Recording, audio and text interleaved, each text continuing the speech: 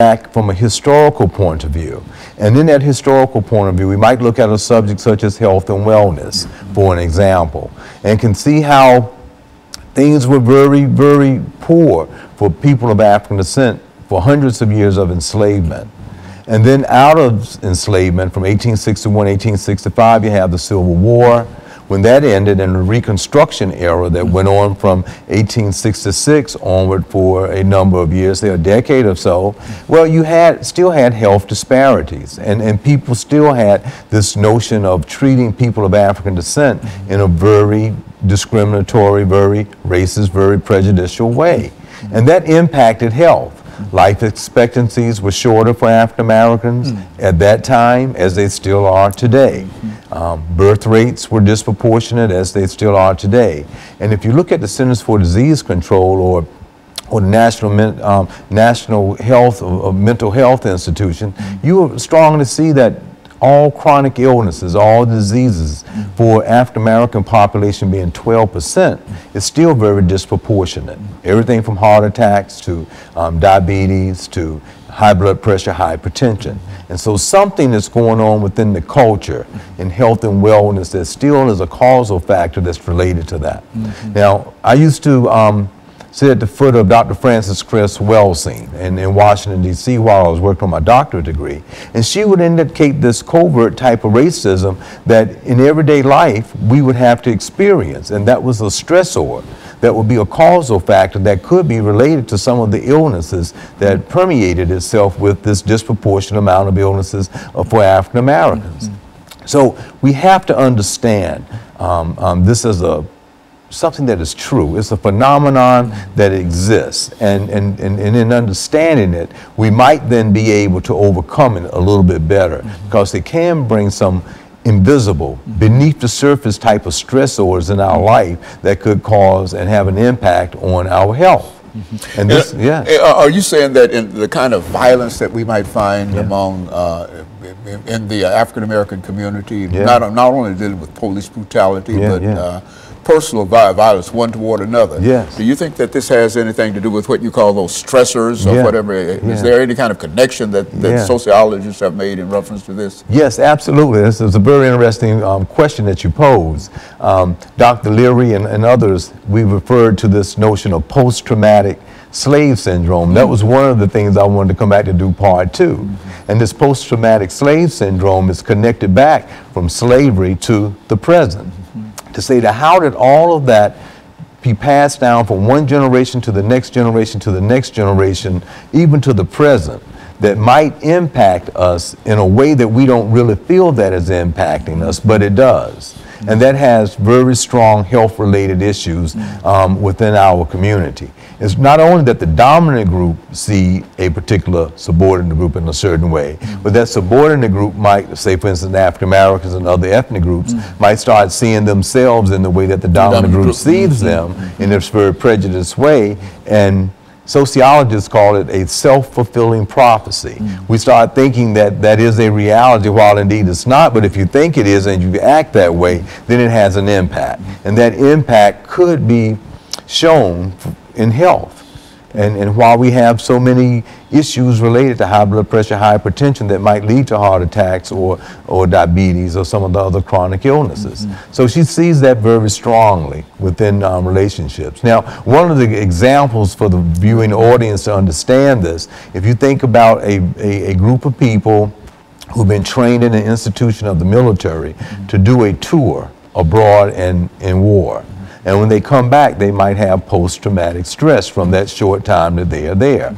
So we in sociology look at this notion of being enslaved for 244 years. Now this first group went over there for a month, 2 months, 3 months, 6 months, a year, and then come back, and they feel like it was so decrepit that they still have some types of symptoms for something that they left, and now they are back home. What about the 200 years? That's right. What about these 244 years, then 81 years of that, and then laws that said to a person that they are this way? Now, how does that not filter into their psyche? This is what Dr. Frances Cress Welsing would try to indicate, as well as other psychiatrists and psychologists and social psychologists, sociologists, that this definitely has an impact on our mental health.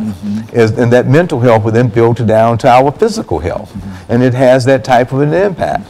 But it's something that in many instances in everyday life we may not realize is there, but is actually in the very fabric of social structure. Invisible killers. Invisible killers. In other words, these things are some of the things that are built in and psychologically a part of us, and a part of society, but we never can put our finger on it as having that impact, and we always look for some other kind of outside reason without understanding that there might be a mental kind of connection to that. Is that what we're saying? That's exactly what we're saying. That's an excellent analysis of it, and we can see ramifications of this every day. Well, let's look at our President of the United States for an example. He's gone through this social structure. He's done everything in a very positive way, very competent. He's met all the demands of a Harvard and of getting a law degree from there and being the President of the United States. And then people, for whatever the reason, don't support certain policies and things. But so this has to be a stressor for him. And you might ask yourself, well, why? Because he might say, well, Ronald Reagan had the same one that I'm proposing, and the same group would not support someone that I'm supporting that did it earlier.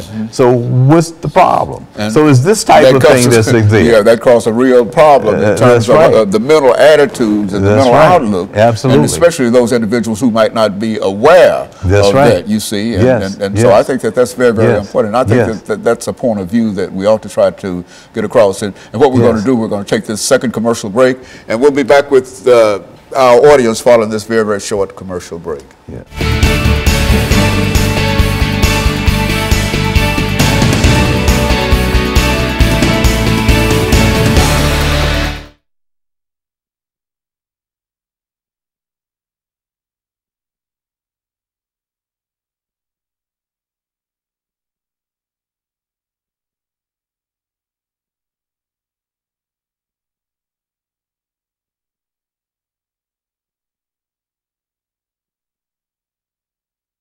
This next segment, just to say that and then put it right into the incarceration or whatever else you want to do. Sounds good. Is this the last segment? This thing went fast, didn't it? Yeah, this is 10-minute segment. Yeah, that's excellent information. Yeah, I appreciate it. No, I know sometimes so many things just go on. You know, we can talk about this, but you can see how through civil rights now with the whole bathroom issue. See, that's just fitting right into this conversation. That is segregation. Yeah, that's right. That's where the whole issue started. In terms of separating restrooms. Separation. Yeah. Are you familiar with The Help, the book The Help? My wife. The Help. Yes. I bring that up. That's right. Yeah, well, why don't you bring that in? Okay, This idea of different separate bathrooms and where did it come from? Yes, a lot of folks think this might be a LBG kind of situation. It started earlier with race. That's right, it did, I wanted to bring that. I was thinking about that. I mean, from one time to the next, all this comes up. That's right. And that group of people feel like they're being discriminated against too. Okay, but talk about that. That'd be great. These restrooms. Yes. That's very important. Because I know I've been subjected to it. Born in the South. That's right. Going and see segregation on one side. I mean, colors and whites and things. Why can't we all go to the restroom? That's right. Yeah, we human. Everybody doing the same thing. You do a couple things and then wash your hands. That's right. You might want to comb your hands. All right. Very good. Thank you and welcome back.